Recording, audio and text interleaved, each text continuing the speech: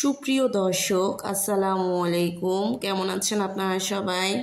আশা করছি সকলেই ভালো আছেন। আজকে নিয়ে এলাম ঠান্ডা ঠান্ডা এবং খুবই মজাদার একটা শরবতের রেসিপি, শরবতে মহব্বত বা মহব্বত কা শরবত। নামটা হয়তো বা আপনারা সবাই শুনেছেন। এই প্রচণ্ড গরমে আমার মনে হয় এক গ্লাস মহব্বত কা শরবত আমাদের সকলের প্রয়োজন। তাই একদম সহজ এবং পারফেক্টভাবে আজকের এই শরবতের রেসিপিটি আপনাদের সাথে শেয়ার করব। আশা করছি আজকের রেসিপিটি আপনাদের কাছে ভালো লাগবে, আর অবশ্যই ইফতারে আপনারা বানিয়ে দেখবেন। খুবই রিফ্রেশিং একটা ড্রিঙ্কস। তাহলে চলুন কথা না বাড়িয়ে রেসিপিটা দেখে নেওয়া যাক। একটা পাত্রে নিয়ে নিব দুধটাকে আগের থেকে জাল করে ঘন করে নিয়েছি। যতটুকু দুধ নেবেন ওটা অর্ধেক করে ঘন করে নিতে হবে।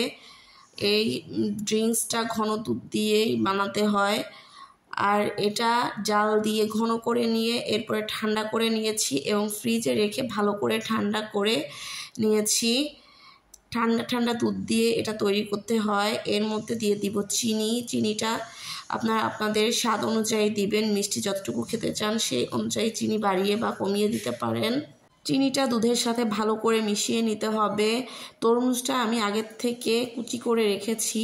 তরমুজটাকে এভাবে ছোট ছোট করে কিউব করে কেটে নিতে হবে। আর তরমুজের পরিমাণ একটু বেশিই নিতে হবে, যাতে করে প্রত্যেকটা গ্লাসে বেশ অনেক করে তরমুজ পাওয়া যায়। এতে করে এটা খেতেও অনেক ভালো লাগবে।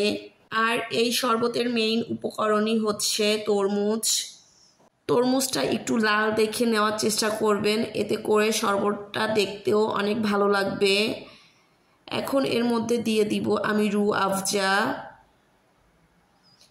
আমি এখানে মোট 2 চামচ রুহ আফজা ব্যবহার করেছি। রুহ আফজাটা দিয়ে চামচ দিয়ে ভালো করে নেড়ে নিতে হবে, না হলে রুহ আফজাটা নিচে বসে থাকবে। রমজান এবং গরম এই শরবতটা কিন্তু পারফেক্ট হবে ইফতারের জন্য।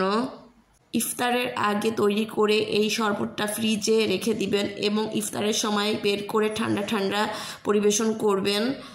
2 টুকরো বরফ আমি গ্লাসের মধ্যে দিয়ে নিচ্ছি। এই শরবতটা একটু বেশি ঠান্ডা ঠান্ডা খেতেই ভালো লাগে। আশা করছি আজকের রেসিপিটি আপনাদের কাছে ভালো লেগেছে। আর গ্লাসে উপর থেকে কয়েক টুকরা তরমুজ দিয়ে দিবেন, এতে করে দেখতেও ভালো লাগবে, খেতেও ভালো লাগবে। আজকের রেসিপিটি আপনাদের কাছে কেমন লাগলো কমেন্টে জানিয়ে যাবেন। ভালো লাগলে ভিডিওটিতে একটি লাইক দিয়ে যাবেন এবং ফ্রেন্ডস এবং ফ্যামিলির সাথে শেয়ার করবেন। আজকে এখানেই বিদায় নিচ্ছি। আল্লাহ হাফেজ।